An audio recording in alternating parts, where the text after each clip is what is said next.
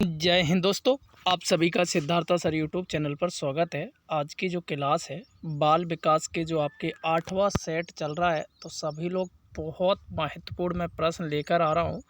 2000 लगभग 8 से लेके अभी तक जितने भी मध्य प्रदेश टेट के पेपर हो गए हैं सभी के ओल्ड प्रश्न हैं, उन्हीं को मैं लेकर आया हूँ। तो आपको सबसे पहले तो चैनल को सब्सक्राइब कर लीजिए, बेल बटन दबा दीजिए और जितने भी आपके शिक्षक भर्ती की तैयारी कर रहे हैं उन सभी को शेयर किया करो। चलिए दोस्तों शुरू करते हैं। और आपको एक चीज़ और बता दूं, जो 20 प्रश्न हैं उनको अंत में आपको ये भी कमेंट में बताना कि कितने आपके सही हैं। चलिए शुरू करते हैं। पहला प्रश्न है, बुद्धि एवं विकास का मुख्य सिद्धांत है। तात्पर्यता का नियम, एकता का नियम, व्यक्तिक अंतर का सिद्धांत, इनमें से सभी। तो देखिए जो आंसर होगा वो व्यक्तिक अंतर का सिद्धांत एक ऑप्शन बनता है, बाकी के एक भी ऑप्शन नहीं है। ठीक है, तो याद रखिए आंसर क्या हो जाएगा, सी। अगला प्रश्न है आपका, विकास कैसा परिवर्तन है? गुणात्मक, रचनात्मक, गणनात्मक, नकारात्मक। तो जो विकास आपका जो परिवर्तन है जब भी आ जाए तो याद रखिए गुणात्मक लगाना है आपको। क्या लगाना है? गुणात्मक लगाना है। बात क्लियर है? चलिए अगला प्रश्न है,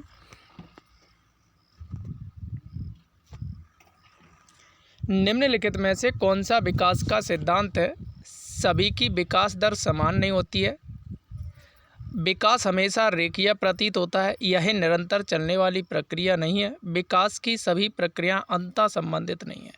तो देखिए जो इनमें से जो सबसे सटीक जो ऑप्शन आपका बनेगा, जिसको एग्ज़ाम में अगर आता है लगाना है, तो याद रखिए विकास की सभी दर समान नहीं होती, ये वाला ऑप्शन लगाना है। तो आंसर क्या हो जाएगा आपका? ए आंसर हो जाएगा, करेक्ट।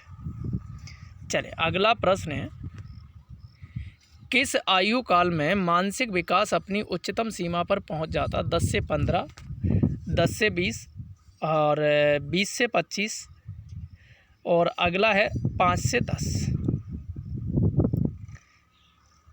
तो ये जो आपको बताना है कि जो विकास है सबसे ज़्यादा उच्चतम दर किस पर पहुंचता है।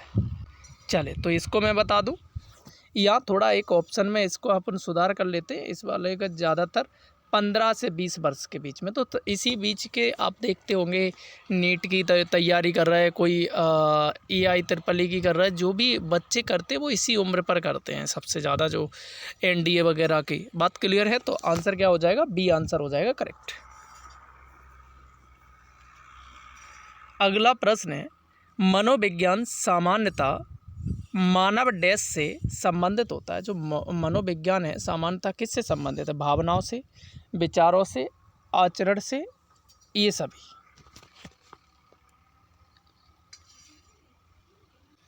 तो देखिए आंसर की अगर बात करूं तो ये देखो भावनाओं से भी होता है, विचारों से भी होता है, आचरण से भी होता है। तो आंसर क्या हो जाएगा? ये सभी हो जाएगा। आगे बढ़ते हैं। अगला प्रश्न है आपके सामने, शिक्षा को किसी व्यक्ति की अपनी ज़िंदगी डैश डैश बनाने में सक्षम बनाने वाली होनी चाहिए। क्या? बेहतर, संतोषजनक और सार्थक, सभी संबंधितों के लिए महत्वपूर्ण। मतलब बेहतर भी होना चाहिए, संतोषजनक भी और सार्थक। तो इसका मतलब है कि ऑप्शन क्या हो जाएगा? डी हो जाएगा। मतलब सभी ऑप्शन आपके क्या हो जाएंगे? सही हो जाएंगे। इस तरीके के देखो पेडागॉजी प्लस मनोवैज्ञानिक दोनों के प्रश्न हम साथ में लेके चल रहे हैं। अगला प्रश्न है, शिक्षा का मुख्य उद्देश्य होता है व्यक्ति के या की डैश डैश का विकास करना, ज्ञान, शरीर, व्यक्तित्व, बुद्धिमत्ता का। तो यहाँ से जो शिक्षा का जो मतलब है, जो किसका विकास करना होता है? व्यक्तित्व का करना होता है। तो आंसर क्या हो जाएगा? सी आंसर हो जाएगा, करेक्ट। बात क्लियर है? तो इस तरीके से सोच के आपको लगाना है। अगला प्रश्न है, एक अच्छी उपलब्धि जांच का एक अभिलक्षण निम्नलिखित में से क्या नहीं है? विधिमान्यता, विश्वसनीयता, द्विअर्थकता, वस्तुनिष्ठता। तो देखो प्रश्न कह रहा है एक अच्छी उपलब्धि जांच का एक अभिलक्षण निम्न में से क्या नहीं है? तो देखिए ये विधि मान्यता ये तो भैया है अच्छा, विश्वसनीयता है, वस्तुनिष्ठता है, केवल द्विअर्थकता नहीं है। कि आप मान लीजिए किसी चीज़ के दो अर्थ निकालो, वो अच्छा नहीं माना जाता है। बात क्लियर है? आगे बढ़ते हैं। प्रश्न नंबर अगला है कि बच्चे का पहला शिक्षक कौन होता है? माहौल, शिक्षक, माता पिता, इनमें से कोई नहीं। तो याद रखियो आंसर क्या हो जाएगा? माता पिता। अगर माता ऑप्शन में है और पिता है अलग अलग, तब आप माता की ओर जाएंगे। बात क्लियर है? चले, अगला प्रश्न है 140। निम्नलिखित में से किस एक प्रोजेक्ट सहायता सामग्री नहीं माना जाता है? Slide projector, overhead projector, blackboard, epidiascope. मतलब इसमें से कह रहा है कि प्रोजेक्ट सहायता सामग्री तो ब्लैक बोर्ड है जो इसको नहीं माना जाता। बात क्लियर है? तो यहाँ से आपके 10 प्रश्न हो गए कंप्लीट। आपको बताना है कि आपके कितने सही हैं। टोटल आपको ये बात ध्यान नहीं भूलना है, आपको पूरा प्रश्न सॉल्व करना है। उसके बाद मुझे कमेंट में ये बताना आपके कितने सही निकले हैं। और अगर आप मैथ की क्लास चाहते हैं या फिर आप हिंदी की चाहते हैं तो वो मुझे कमेंट करके बताइए। अनुसंधान से पता चलता है कि डैश डैश की सीखने की प्रक्रिया में एक प्रबल चर है, संभावता या कह सकते हैं संभवतः योग्यता से भी ज़्यादा महत्वपूर्ण चर है। उपेक्षा, अनभिज्ञता, अभिप्रेरणा या निरुत्साह। अगर अपन बात करते हैं तो आंसर क्या हो जाएगा? अभिप्रेरणा आपका आंसर हो जाएगा करेक्ट।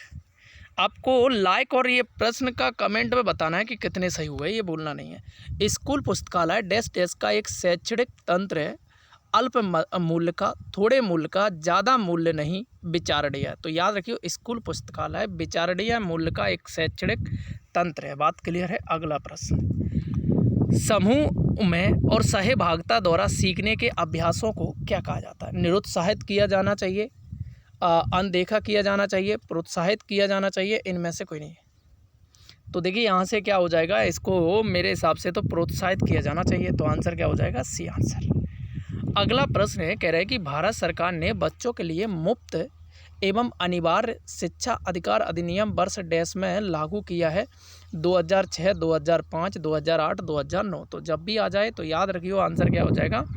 2009। प्रश्न नंबर अगला है कि राष्ट्रीय पाठ्य चर्चा की रूपरेखा 2005 के अनुसार अधिगम अपने स्वभाव में डैश डैश और डैश डैश है, निष्क्रिय सरल, निष्क्रिय सामाजिक, सक्रिय सामाजिक और सक्रिय सरल। तो मेरे हिसाब से आई थिंक सी आंसर होना चाहिए। तो आंसर क्या हो जाएगा? जो आपका सक्रिय और सामाजिक है। बात क्लियर है? अगला प्रश्न है, शिक्षक एवं विद्यार्थी के मध्य संबंध होना चाहिए स्नेह, विश्वास, सम्मान सभी का। तो आंसर क्या हो जाएगा कि जो विद्यार्थी के बीच शिक्षक और स्नेह सभी तरीके के होना चाहिए। बात क्लियर है? चलिए अगला प्रश्न की ओर चलते हैं। अगला प्रश्न है आपका मानसिक विकास को प्रभावित करने वाले कारक हैं वंशानुक्रम, परिवार का वातावरण, सामाजिक, परिवार की सामाजिक स्थिति, उपरोक्त सभी। तो आंसर क्या हो जाएगा? यहाँ से आंसर हो जाएगा उपरोक्त सभी।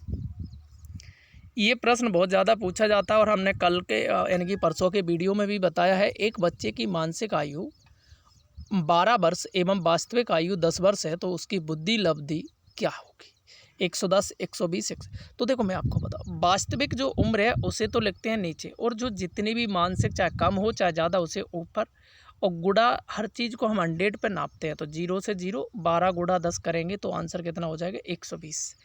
IQ वाला, मतलब एक सामान्य तरीके का बालक मान लीजिए।